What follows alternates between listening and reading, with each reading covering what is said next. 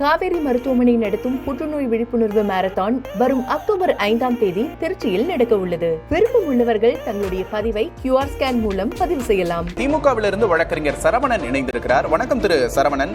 திமுகவுக்கு சாதகமான, அரசுக்கு சாதகமான ஒரு தீர்ப்பு உச்சநீதிமன்றம் கொடுத்திருக்கு. மேலும் 10 லட்சம் ரூபாய் அபராதமும் சி.வி. சண்முகத்துக்கு விதிக்கப்பட்டிருக்கு. இதை எப்படி பாக்குறீங்க? இல்ல, அதாவது ஒரு அற்பத்தனமான அரசியலை செய்ய அதிமுக முனைந்தது. இப்போ இது வெறும் விளம்பரம் கிடையாது. பேப்பர்ல போய் கோடி கோடியா செலவு செய்து விளம்பரம் செய்யவில்லை. மக்களுக்கான நலத்திட்டம், மக்களுக்கு நல்லது செய்ய வேண்டும் என்ற திட்டம். அந்த அடிப்படையில முதல்வர் இதை முன்னெடுத்திருக்கிறார் என்ற காரணத்தினால அவருடைய பெயர்ல இந்த திட்டம், உங்களுடன் ஸ்டாலின் அப்படின்ற பெயர்ல இந்த திட்டம் செயல்படுத்தப்பட்டு வந்து கொண்டிருக்கிறது. இந்த திட்டத்துடைய ஒரு ரீச் மக்களிடையே எப்படிப்பட்ட ஒரு தாக்கத்தை ஏற்படுத்துகிறது என்பதை உணர்ந்து அதை பொறுத்து கொள்ள இயலாமல் ஒரு அற்பத்தனமான வகையில போய் உயர் நீதிமன்றத்தை நாடி ஒரு ஸ்டேவை வாங்கிடலாம், இந்த திட்டத்தை அப்படியே முறைக்கிடலாம், தமிழ்நாட்டு முதல்வருடைய பெயரை அப்படியே மறைத்து விடலாம் என்று பகல் கனவு கண்டனர். அவர்களுக்கு உச்ச நீதிமன்றம் சம்மட்டி அடி கொடுத்திருக்கிறது. இப்ப 10 லட்சம் ரூபாய் அபராதம். இப்ப என்ன அர்த்தம்? இந்த வழக்கு ஒரு தேவையற்ற வழக்கு, இதை இவர்கள் போட்டிருக்கவே கூடாது அப்படின்றத தெளிவாக உச்ச நீதிமன்றம் சொல்லி இருக்கிறது.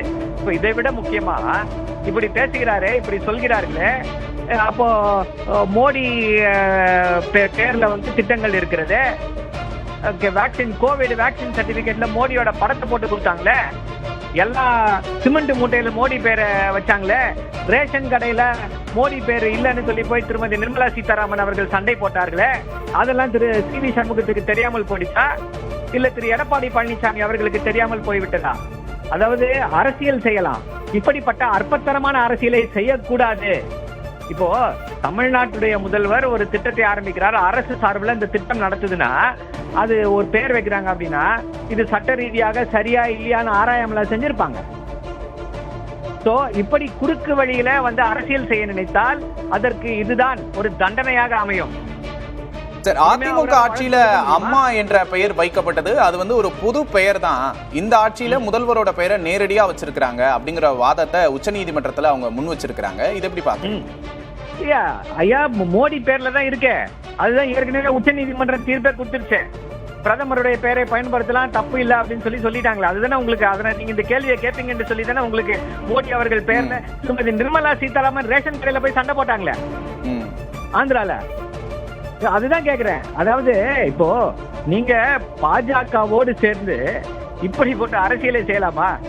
மோடி எங்கள் டாடின்னு சொல்லிட்டு அப்புறம் மோடிக்கு தான் அந்த இது சிறப்பு, தமிழ்நாட்டு முதல்வருக்கு அந்த சிறப்பு இருக்கக்கூடாது, அவர் பேர்ல திட்டங்கள் வரக்கூடாது அப்படின்னா அதை எப்படி ஏற்றுக்கொள்ள முடியும்? லெவல் பிளேயிங் ஃபீல்டு தானே, எல்லாருக்கும் ஒரே சட்டம் தானே.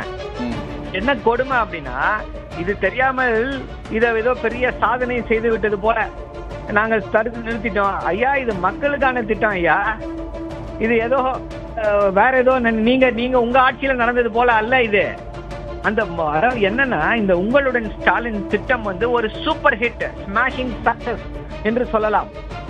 அந்த அடிப்படையில தான் இதை நம்ம அப்படிதான் இதை பார்க்கணும். இவர்களுடைய ஒரு குறுக்கு வழியில திட்டத்தையே நிறுத்துறதுக்கான காழ்ப்புணர்ச்சி அப்படிங்கிறீங்களா? அப்சல்யூட்லி காழ்ப்புணர்ச்சி தான் இது. முதல்வர் இன்னைக்கு 11.9% பொருளாதார வளர்ச்சி அடைந்திருக்கிறோம் அப்படின்னு சொல்லி ஒன்றிய அரசு சொல்லுது. ஒரு சிறப்பான அரசை கொடுத்து கொண்டிருக்கிறோம். மக்கள் அதாவது இந்த திட்டம் எவ்வளவு பெரிய சக்சஸ் பாத்தீங்கன்னா எல்லாரும் பாராட்டுறாங்க. ஏன்னா நீங்க போய் அரசு அலுவலகத்தை நாடி போக வேண்டாம், உங்களை நாடி அரசு அலுவலர்கள் எல்லாரும் வராங்க. நீங்க என்னென்ன பிரச்சனைகளை ஃபேஸ் பண்ணணும்னு நினைக்கிறீங்களோ அது எல்லாத்தையும் அரசு சார்ட் அவுட் பண்ணுது. சோ அந்த சக்சஸை பொறுத்துக்க முடியாம